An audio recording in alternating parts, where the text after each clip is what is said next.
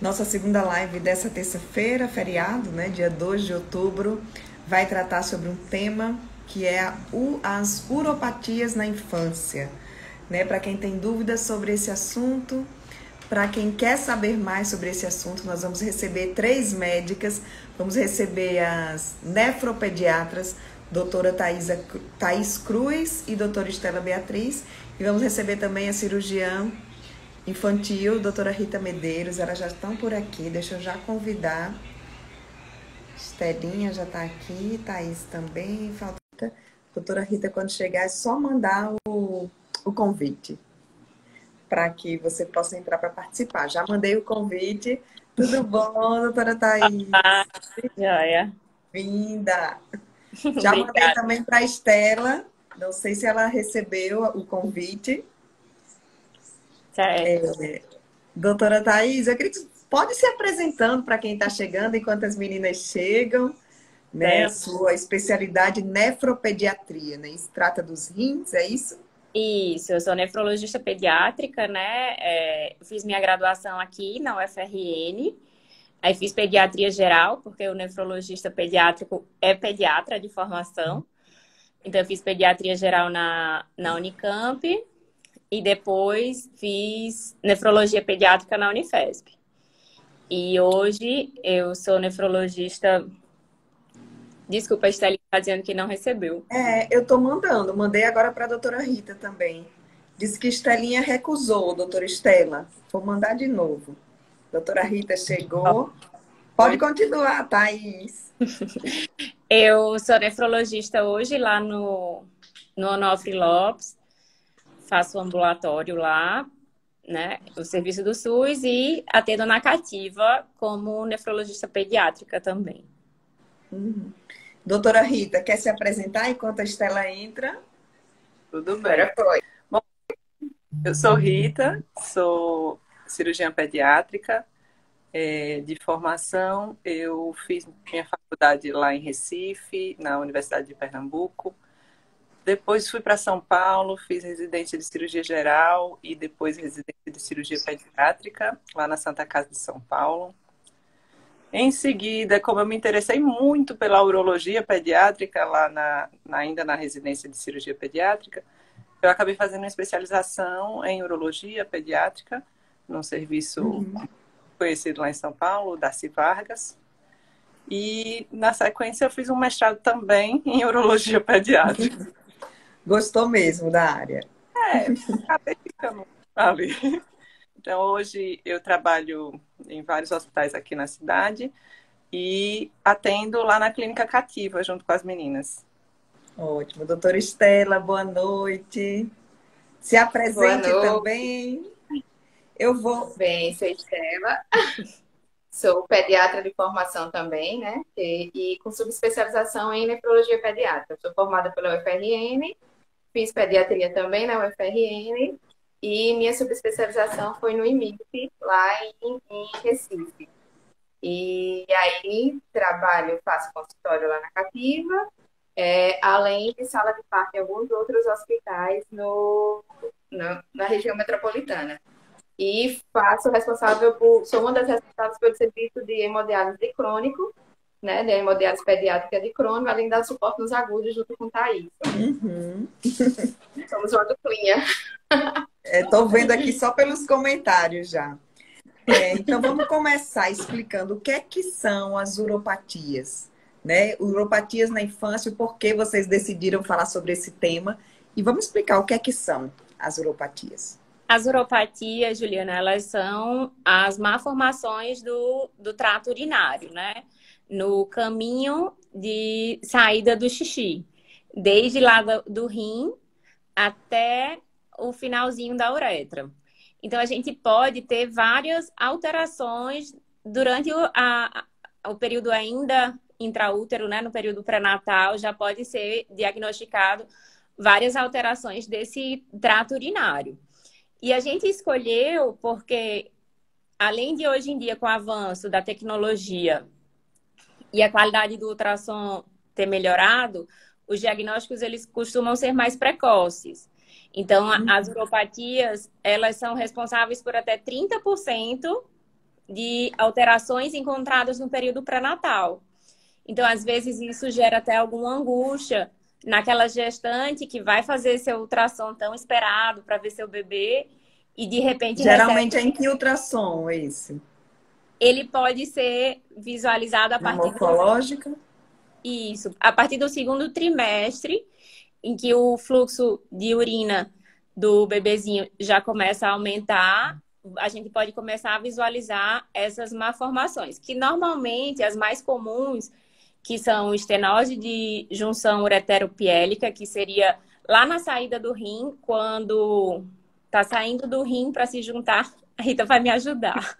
Deixa eu desativar os comentários. Quem tiver pergunta, aí vocês mandam pela caixinha de perguntas, tá? Porque aí dá para ver a imagem toda. Deixa eu só desativar aqui os comentários. É que eu tinha comentado com ela que eu falei, não dá para Pronto. ver, porque eu vou explicar melhor. Então vamos, que é uma aula, viu, gente? Vamos lá, então. A gente escolheu 3 para explanar um pouco mais. 2 que são muito comuns. A estenose de Jupe, que é a junção ureteropiélica, que seria um estreitamento do caminho da saída entre o rim e o ureter. E aí, isso causa uma alteração de pressão, pode causar acúmulo de xixi lá dentro e, consequentemente, uma dilatação. A gente tem também o refluxo vésico-ureteral, que esse caninho aí que sai do rim para a bexiga, ele tem que se inserir de uma forma adequada na bexiga para que o xixi não volte, depois que chegou na bexiga, em direção ao rim. Mas algumas crianças vão ter essa inserção, assim, digamos, um tanto inadequada, pelo menos no início. Com o crescimento, isso pode melhorar e causar também uma dilatação do trato urinário.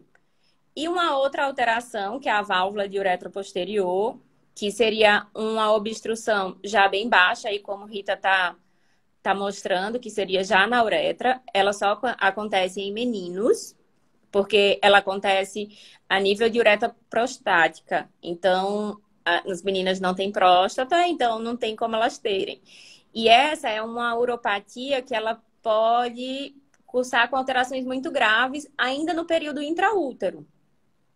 De vir causar uma alteração da bexiga, alteração no próprio rim, ainda dentro da barriga. E aí a gente queria explicar um pouco melhor sobre o que são essas, né, alterações que a gente explicou aí, tentou um pouquinho, e que a gente pode conduzir desde cedo para evitar danos maiores. Certo. Então, como é que é feito esse diagnóstico? É na ultrassom? É na ultrassom? Quem pode falar sobre o diagnóstico? E uma dúvida minha aqui. Essas uropatias só acontecem, elas são formadas ali durante quando a criança está na barriga, ou depois que a criança já está grande, ela pode também apresentar algum desses problemas que você falou aí? Desculpa, Estelinha. Essas uropatias, na verdade, elas acontecem na formação do bebê. Na hora, o rim, originalmente, ele é formado onde a gente chama na região abdominal. E aí ele precisa subir e rotar para ir para o local de origem dele, né? Que é a localização onde a gente encontra no adulto e nas crianças maiores.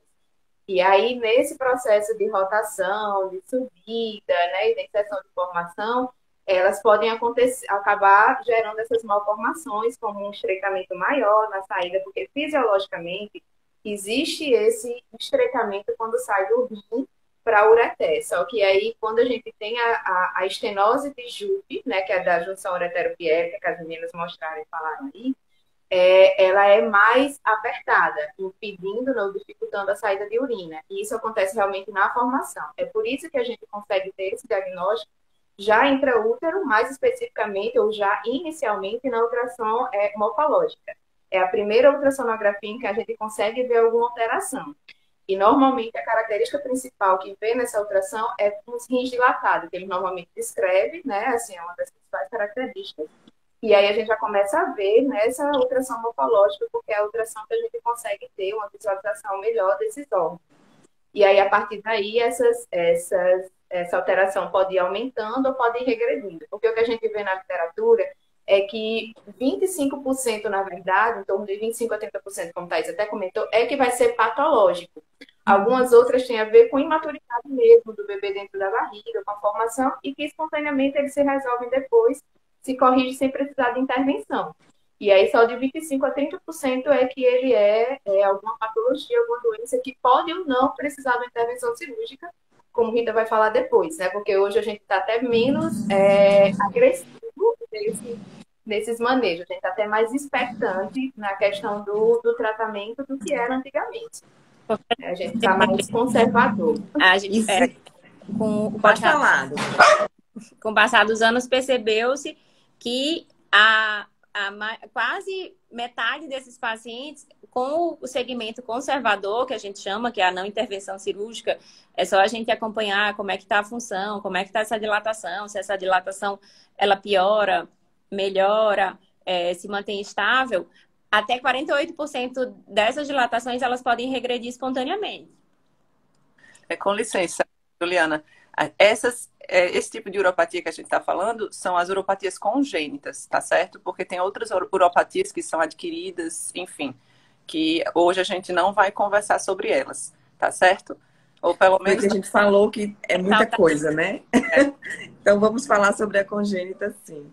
Existe a possibilidade de não ser diagnosticado no ultrassom e vocês só perceberem esse problema depois que a criança nasce? Eu e Esterinha somos meio tagarelas. Quer falar, amiga?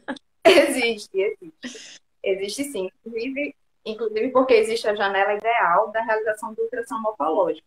Depois nas outras ultrassonografias, a gente perde um pouquinho essa janela e às vezes fica mais difícil de visualizar. Fora que, assim, algumas dessas uropatias, elas realmente só começam a ter uma manifestação um pouco mais tardio na ultrassonografia, e aí, às vezes, não é percebida nenhuma ultraobstétrica, e às vezes a criança só começa a ter sintomas depois que nasce, e quando a mãe começa a perceber que o jato urinário é diferente, que ele demora mais a fazer xixi ou se espreme muito para fazer xixi, ou goteja, alguma coisa assim, a gente começa a perceber.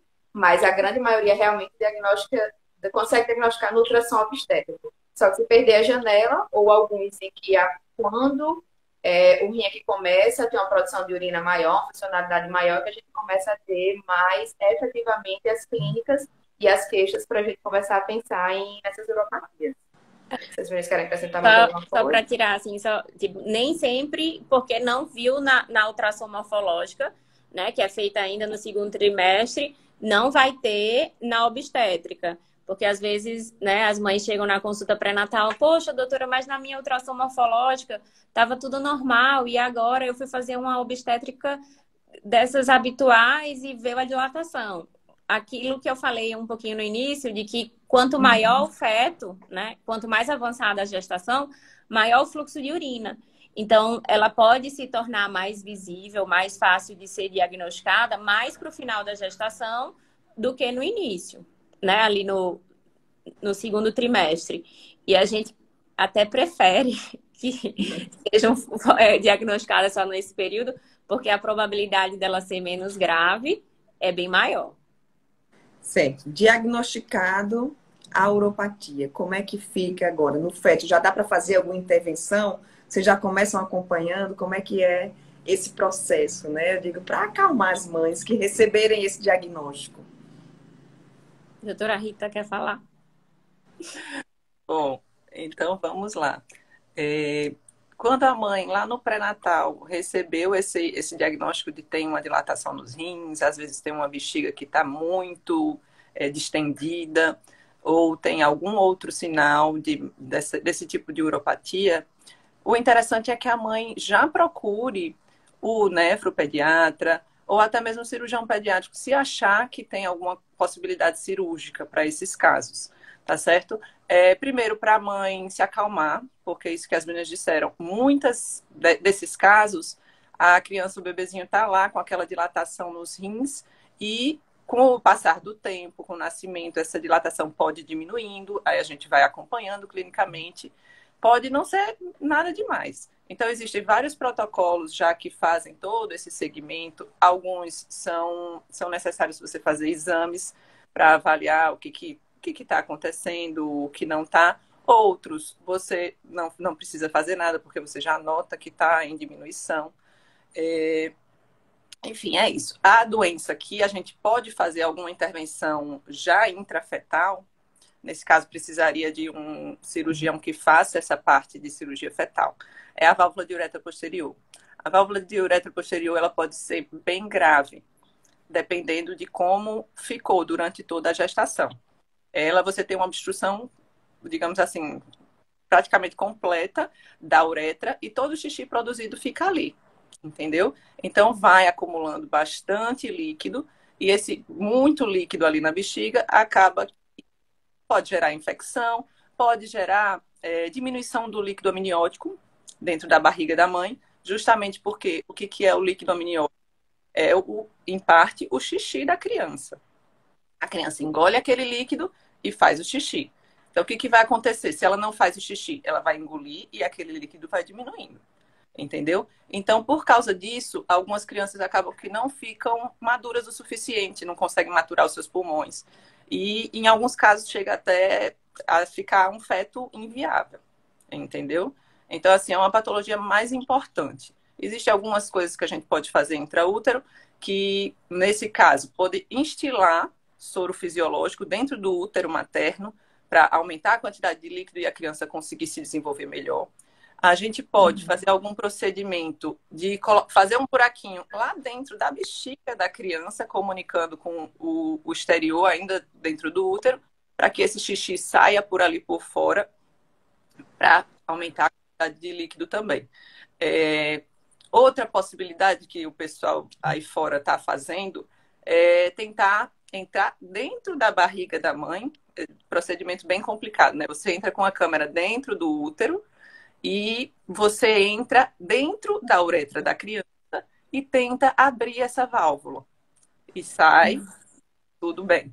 O problema desses procedimentos intraútero é que aumenta a chance de qualquer problema para a criança, né? Pode ter sangramento, pode ter complicações mais importantes, como, de novo, uma porcentagem de perda fetal. A partir de quantas semanas dá para fazer essa intervenção? Aí, geralmente, depende do cirurgião fetal. Alguma coisa aí entre 16 e 24 semanas é o período que eles preferem fazer isso. Mas como eu não faço essa parte de fetal, eu só posso te dizer minha opinião de quem está assistindo. Então, para vocês três, né? Mais uma pergunta com relação a esse tratamento, né? Nesse caso da válvula, é possível fazer a intervenção no feto ainda. Mas depois que a criança nasce, as outras uropatias que vocês falaram, como é que é esse tratamento? Como é que se dá o tratamento? Tem que fazer cirurgia logo que a criança nasce? Explica pra gente como é que é esse acompanhamento. Deixa eu só falar um pouquinho da válvula para quem está assistindo também não ficar muito assustado, porque a gente acabou falando do procedimento intraútero, né? A gente vai suspeitar de válvula de uretra posterior nos meninos, né? Pela alteração já anatômica dela, só acontece nos meninos. E quando a gente tem uma dilatação grave, muito grave, de um único lado, mas normalmente quando a gente tem uma alteração bem grave dos dois lados. E aí, o ideal é que tenha consulta pré-natal com o nefrologista, a gente vai avaliar a ultrassonografia, a gente vai fazer a hipótese, dependendo de como tiver a evolução do líquido, vai ser uma discussão conjunta com o obstetra, mas normalmente esses bebês, eles podem nascer a termo, eles podem esperar a hora que eles decidem que eles estão prontos, e aí a gente já faz os exames, que seria repetir um ultrassom após o nascimento e fazer um outro exame, que seria a uretrocistografia miccional, para confirmar a hipótese. Uma vez confirmada, aí a gente chama a doutora Rita. E assim que essa criança nasce, caso não tenha feito a intervenção no útero, vocês fazem a cirurgia, é isso? Na verdade, a maioria não faz intervenção. Não faz? Válvula, ela está falando da válvula. Da válvula. A maioria não faz essa intervenção intrafetal porque, como eu te falei, é algo que poucas pessoas fazem, sabe? Mas, enfim, a criança, de novo, da válvula, isso é o mais grave que a gente tem. Não é uma coisa muito comum de acontecer, tá certo? A gente, assim que nasce, quando tem essa suspeita, o ideal é você já sondar esse paciente. Claro que você vai precisar deixar a criança estável, vai precisar ver como é que tá os exames de sangue dessa criança, vai precisar ver como é que está a parte respiratória, que isso é o mais importante, né, o estado geral. Mas pensando na parte urinária, vai precisar passar uma sonda na uretra dessa criança, tá certo? Para a gente conseguir que ela tenha essa via de passagem livre. Depois que tá tudo certo, que a criança tá bem, que nasceu com um peso bom, porque também a gente não pode submeter qualquer criança, às vezes uma criança prematura, pequenininha, a esse procedimento. Mas depois que a criança tem um peso adequado, que está tudo estável, tudo correndo bem, a gente pode tentar já fazer a cirurgia de fulguração dessa válvula. É exatamente aquele procedimento que eu falei lá dentro do útero, mas dessa vez a gente tem mais fácil acesso. A gente colocar uma câmera pela uretra da criança, a gente vai ver a válvula. Existem 3 tipos de válvulas relatadas.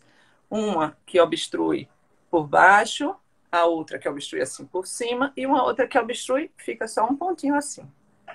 Essa que fica só um pontinho é um pouquinho mais complicado porque a pessoa que vai sondar geralmente não consegue. Aí a gente precisa fazer um procedimento mais urgente. Mas as outras conseguem aguardar esse momento que a gente vai fazer, colocar essa câmera pela uretra, ver lá a válvula, a gente vai abrir a válvula em todos os pontos e termina o procedimento. Após isso, a gente checa o jato urinário da criança. Se tiver um jato ótimo, não precisa mais de nada, só acompanhamento ambulatorial. Se tiver um jato mais ou menos, aí a gente pode deixar com uma sonda vesical de demora por mais alguns dias. Tá certo?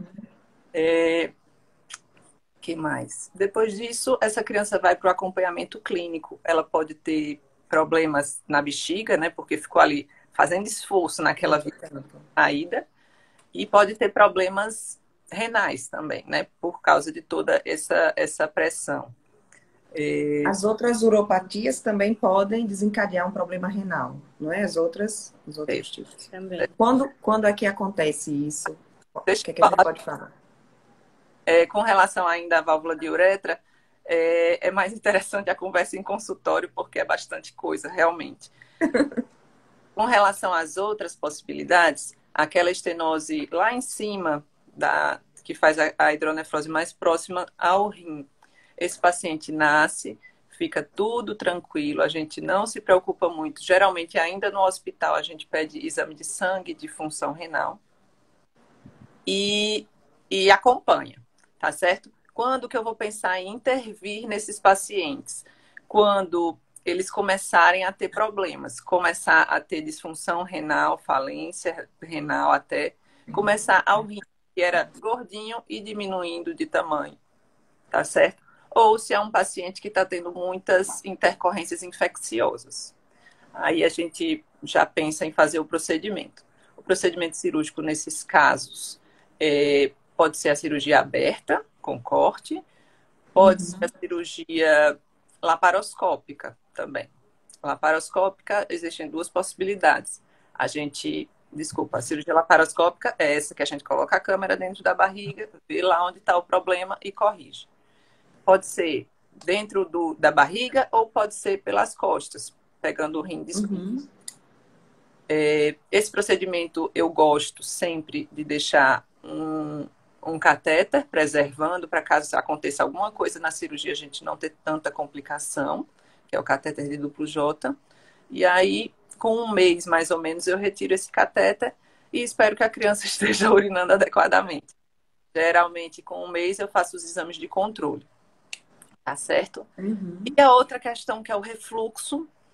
O refluxo, a gente faz o seguinte: se a criança tem um refluxo de baixo grau, existem os graus de refluxo, se ela tiver um refluxo de baixo grau e não tiver tendo muita intercorrência infecciosa, tendo infecção lá no rim, se eu sei que isso tudo tá ok, eu aguardo, geralmente até os 5 anos, porque aquilo que Thaís falou, o ureter, ele pode estar com uma implantação assim, Eles, ao invés de chegar, quando ele chega no rim, é para ele chegar assim, fazendo essa diagonal com a bexiga.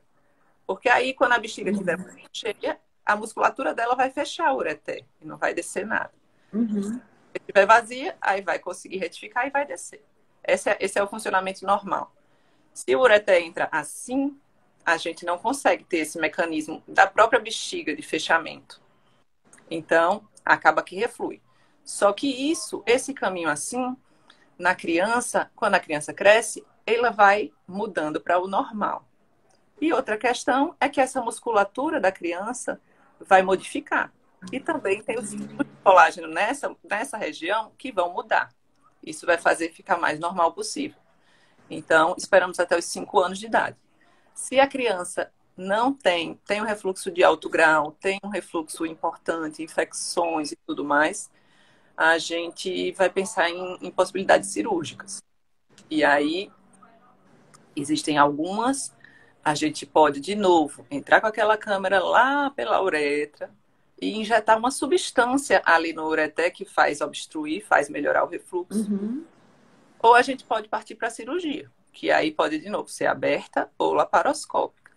A gente pode abrir a bexiga e fazer a reimplantação do ureter, mudar o caminho dele, que estava assim, tentar deixar o máximo possível assim. Ou existe uma outra cirurgia que a gente puxa o ureter assim de lado para fazer aquele caminho. E a cirurgia laparoscópica, que é basicamente a mesma coisa, sendo que a vista, ao invés da gente ver de dentro, a gente está vendo de fora. Tá certo? Hoje em dia se faz mais a laparoscópica, mas depende do caso, é claro. E tem alguns colegas que já fazem também por dentro da bexiga, coloca a câmera por dentro da bexiga e faz essa correção, tá certo? Não é uma cirurgia simples, é uma cirurgia maior, é uma cirurgia que exige um pouco mais de cuidado, mas é factível, assim, não tem muitos problemas pós-operatórios. O que pode acontecer é vazar um pouquinho de xixi ou sangrar um pouco, infecções de novo, mas geralmente é uma cirurgia com pouquíssimas complicações. Uma vez feita a cirurgia, essa criança ela passa a ter uma vida normal ou é uma criança que será sempre acompanhada por toda a vida? Olhe, essa coisa de normal, cada dia mais diferente, né? Gosto de falar em vida normal. A criança vai poder fazer tudo que ela quiser, claro, mas vai precisar desse acompanhamento. Aquela estenose lá de cima, por exemplo, quando a criança crescer, a abertura que eu fiz ficar pequena. Pode acontecer. Pode acontecer na cirurgia do refluxo, por exemplo, uma complicação mais imediata, da costura que eu fiz ficar muito apertada. Então, assim, a válvula de uretra posterior, de novo, como é o mais grave desses aí, é um que vai exigir bastante trabalho nosso, tanto meu quanto das nefro. A gente precisa estar em cima desses pacientes, precisa ficar de olho, porque tem chance de ficar essa bexiga ruim, o rim ruim. Algumas vezes a gente precisa instituir outros tratamentos que o visto normal, como a maioria, não seria considerado normal. Tem muitas mães que acham péssimo fazer esse tipo de tratamento, tem uma maior resistência, porque exatamente pensam que o normal é urinar pela uretra, normal, né? Mas algumas vezes a gente precisa fazer um furinho na bexiga ou fazer um furinho mais próximo ao rim para ver se essa urina é eliminada e protege o rim, que é o que todos esses tratamentos que a gente faz é visando isso. Quando começa a apresentar as lesões renais? Quando começa, o nosso objetivo vai ser sempre preveni-las, certo? Então, assim, o bebezinho lá no intraútero, hoje a gente tem esse diagnóstico mais precoce, né? Quando a gente vai fazer o segmento exatamente para evitar. E quando a gente detecta essa alteração, por exemplo, no estenose de Jupe, o bebê nasceu, a dilatação não melhorou, ela piorou, A gente tem no rim essa parte que recolhe o xixi, que é a pelve, e a gente tem a parte que produz o xixi. Então, se no ultrassom eu começo a ver que a parte funcionante, que a gente chama, que no ultrassom vai estar a espessura do parênquima ou o córtex, ela começou a reduzir, aí, opa, tem alguma coisa errada. O rim está sofrendo. Essa alteração está causando lesão no rim. Quando a uropatia ela não é diagnosticada no intraútero, normalmente é um paciente que vai chegar para a gente porque está tendo infecções do trato urinário de repetição. As próprias infecções repetidas, elas podem deixar lesões lá no tecido do rim, lá no rim mesmo.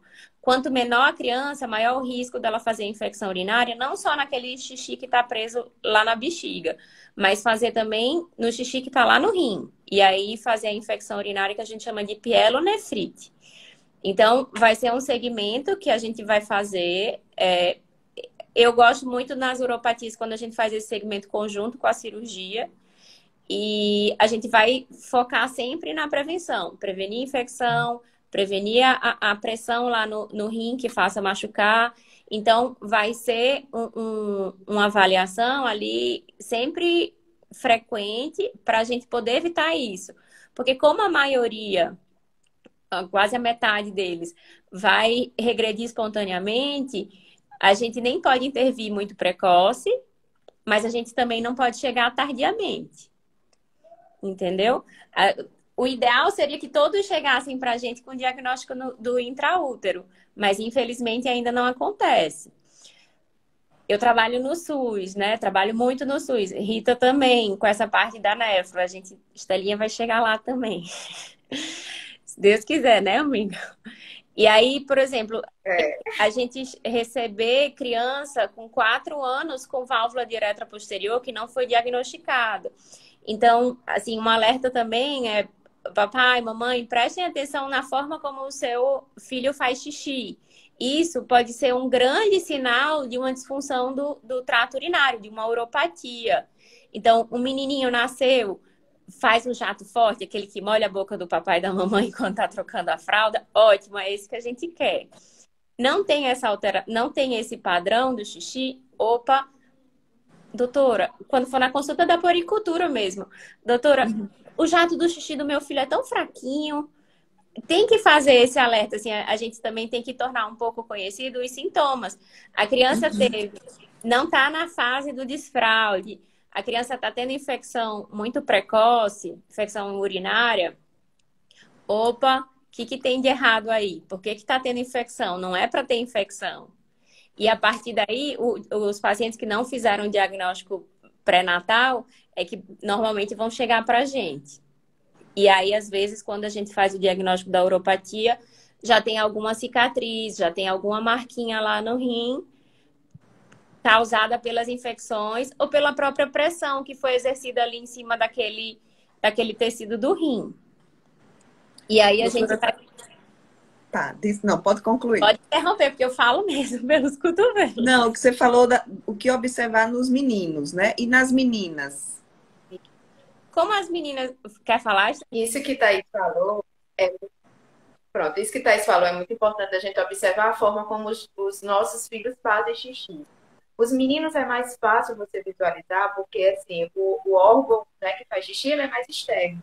Então é mais fácil você visualizar. Aquele menino que faz xixi, que um pai e uma mãe nunca levou um xixi no rosto, nunca levou, já chama atenção. Normalmente escorre. E aí, nas meninas é mais difícil a gente visualizar. Mas como é que a gente percebe? Normalmente é aquela menina que fica fazendo xixi de gotinha em gotinha, porque a menina não tem válvula de uretra posterior. Mas ela pode ter outras patologias, né? Na urina, na bexiga, que são semelhantes a uma válvula de uretra posterior. São alterações da bexiga. Então, aquela menina, aquele bebezinho que faz xixi, parece que está sempre só pingando, né? Gotejando. Faz o pinguinho, aí daqui a pouco você visualiza de novo. Então, essa é uma coisa que chama atenção. As crianças que você não troca a fralda com frequência, quando eles são recém-nascidos, você faz normalmente uma troca, umas 8 fraldas diárias, você começa a perceber que não troca tanto fralda de xixi, já chama um alerta. Né? O bebê que se espreme na hora do xixi é incômodo para ele fazer xixi. O xixi não é para ser incômodo, é para ser coisa tranquila para se fazer. O xixi o bebê está fazendo xixi de uma forma incômoda. Faz face de choro, né? Se incomoda, grita. Então, é uma outra coisa para a gente ter um alerta também, né? Que a criança, para fazer um xixi, é para ser fisiológico. Então, para ser tranquilo fazer o xixi.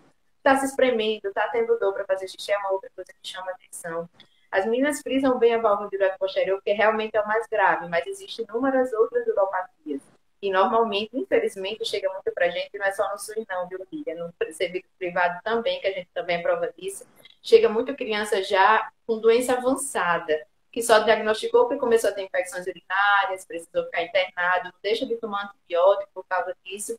E quando a gente vai investigar, tem alguma uropatia por trás. E você chegou a perguntar assim, depois que faz cirurgia, não sei o quê. Uma vez a criança tendo uma lesão renal, ela tem sempre o que a gente chama de uma doença renal. Né? Uma das características que configura a doença renal é você ter alguma lesão, alguma alteração estrutural, né? Que no caso das uropatias é uma alteração estrutural, e aí ela vai ser acompanhada por a gente até a gente entregá-la ao adulto. Então a gente fica entregar ao acompanhando o nefrologista, né? Ao nefroadulto. Né? A gente faz essa transição para o nefroadulto quando a gente não consegue mais acompanhar. Apesar que às vezes cortar o cordão umbilical não é tão fácil. Tem alguns que querem continuar com a gente ainda até a vida adulta. Mas a gente tem que realmente uma hora cortar o cordão. Então, assim, uma vez mesmo operado, elas vão ficar sempre acompanhando, porque realmente em algum momento ela pode ter risco, como a Rita falou, de ter alguma recidiva de alguma dessas alterações. E elas sempre vão ficar sendo acompanhadas com a gente, independente de precisarem ser operadas ou não. Esse acompanhamento é anual ou depende do caso? Posso só acrescentar? Claro. Conforme as meninas falaram, eu gosto muito de fazer assim. Primeira infecção urinária em meninas, eu já começo a investigar. Pelo menos com ultrassom, algumas vezes, muitas vezes eu faço também um exame contrastado. Menino, a segunda infecção urinária já alerta a gente, já começa a investigar também. Outra coisa com relação a essa questão do xixi. Criança que já desfraldou e que perde muito xixi na calcinha ou na cueca, também a gente tem que ficar de olho, tá certo? Criança acima de 5 anos que já desfraldou, que fazia xixi tranquilo, começar a perder xixi, também é importante a gente ficar de olho.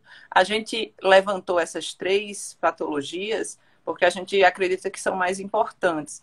Mas existem outras questões, como a criança que não tem a coordenação, como a criança que tem alguma malformação de ureter que pinga urina por dia, até mesmo a fimose, que eu nem estava querendo muito falar aqui, que eu achei que o pessoal ia enlouquecer pela fimose, mas até mesmo a fimose, quando é aquela muito, muito justa, pode ser considerada uma uropatia obstrutiva. Então, assim, é para enlouquecer as mães. Isso é difícil de acontecer. Pode ter também. Tá certo? Ótimo. Meninas, e aí? Falamos tudo já?